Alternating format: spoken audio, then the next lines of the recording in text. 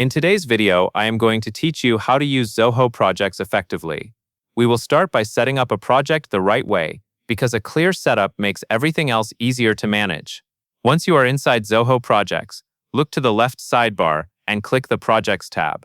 This area is where you can see all of your existing work, and it is also where you create something new.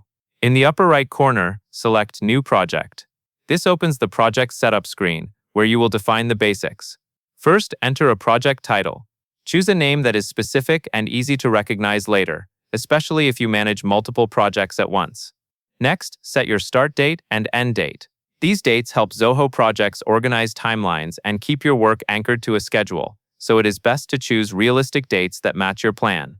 After that, select a project layout. The layout controls how information is organized inside the project, so choose the one that best matches how your team prefers to track work. Now set the privacy level. If you choose private, only project members can view and work on it. This is a good option for internal projects or anything that should stay limited to a specific group. If you choose public, all portal users can access it, which can be useful when visibility across a wider team is important. Take a moment here to choose the option that fits your needs, because it affects who can see the project. Once your project is set up, you are ready to create tasks, which is where the real day-to-day planning happens. Go back to the left sidebar, click Projects, and then select the project you just created.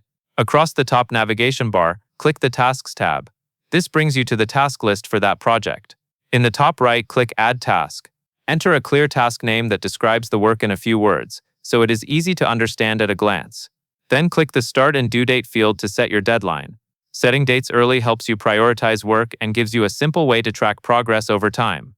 That covers everything you need to know. And that is all there is to it.